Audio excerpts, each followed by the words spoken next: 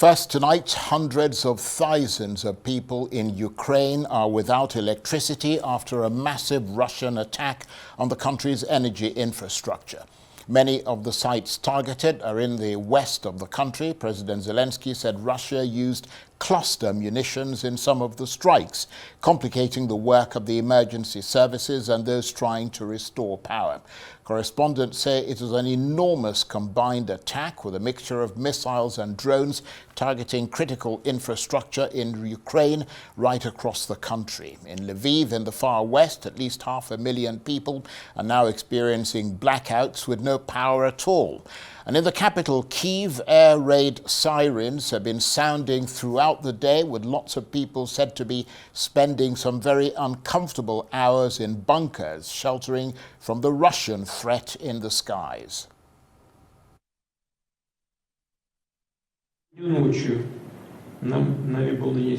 Tonight we carried out a comprehensive strike using 90 missiles of this class and 100 drones. 17 targets were hit. These were military facilities, defense industry facilities, and their support systems. I repeat once again, these strikes from our side took place also in response to the incessant strikes on Russian territory by American missiles attacks.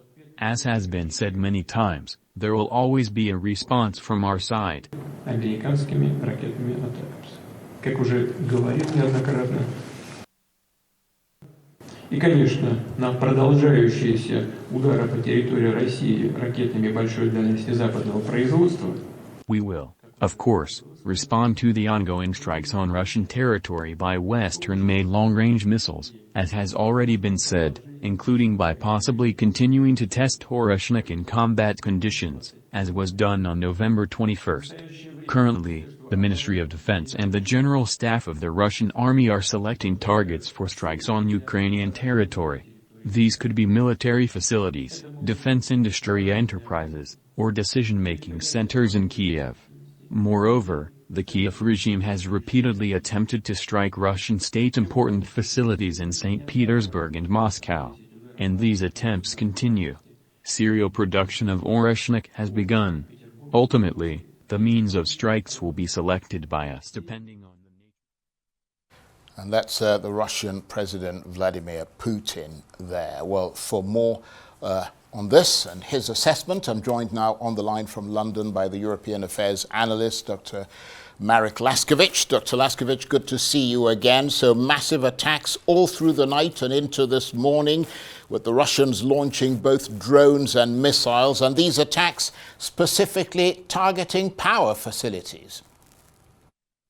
Yes, it has a twofold objective. First of all, it of course helps sap morale in Ukraine by preparing them for a very cold, long winter. It also removes electricity from industry and, of course, the military, and therefore this also saps Ukraine's ability to fight. In that sense, it's a type of a logistics attack, ensuring that Ukraine cannot fight as easily as before.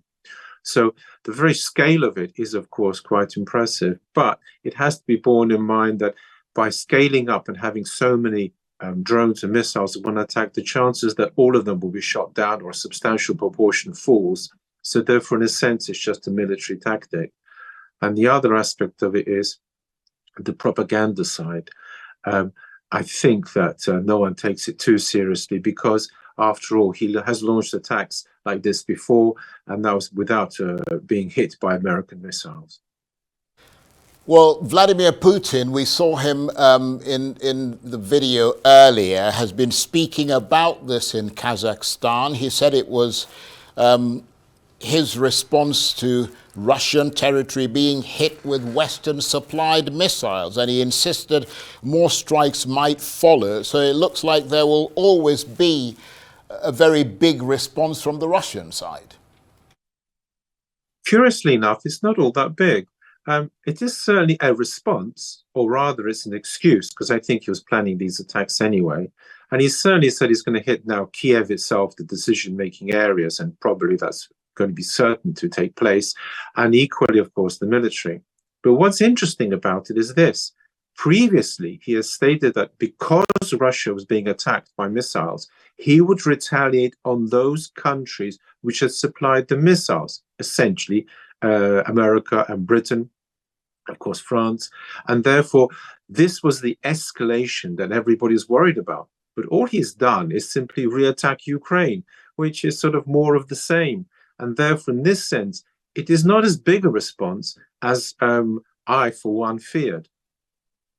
Well, perhaps we should be grateful for that. I think we'd rather he didn't expand it and sort of, play with the lion's tail. But can it be said that what this messaging from the Kremlin tells us is that it is really worried about Ukraine's long-range strikes into Russia, maybe because they are apparently so effective and the Kremlin feels it needs to respond with havoc and devastation to maintain its credibility in the eyes of the world?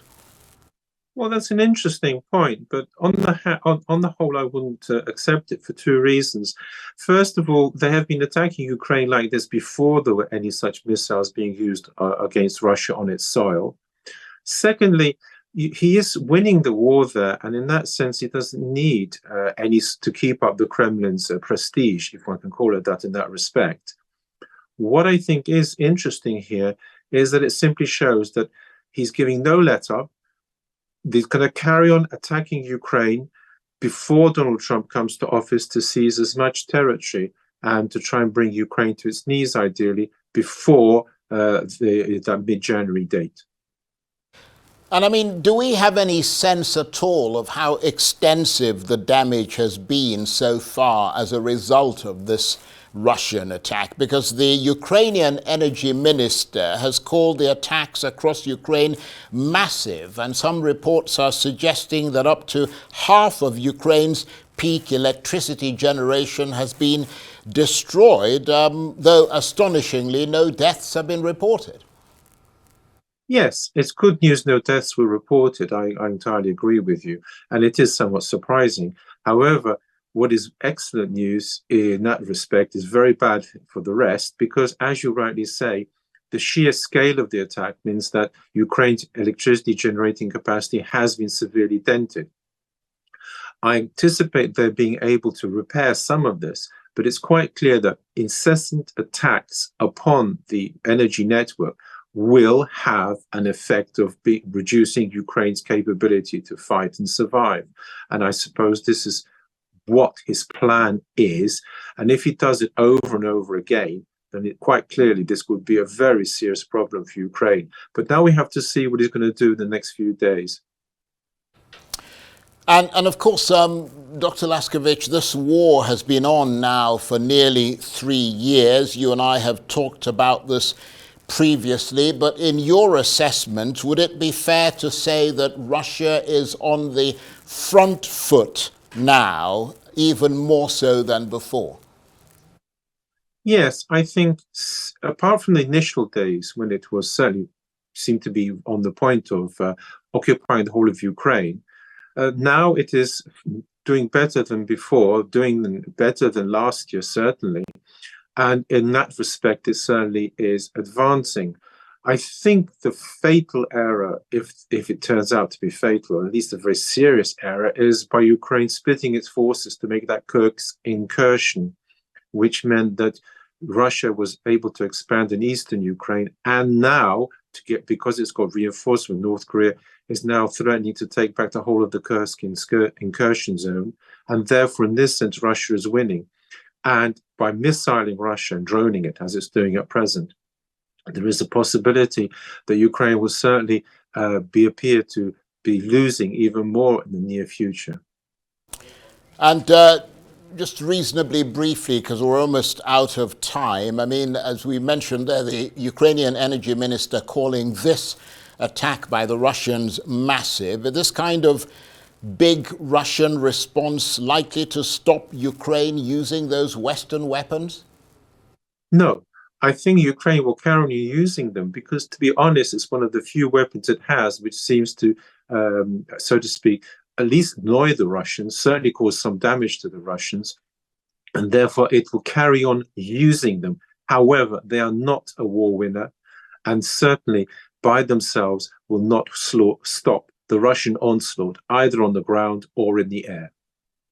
Thank you ever so much. Dr. Marek Laskiewicz is the European Affairs Analyst. He was talking to me on the line from London.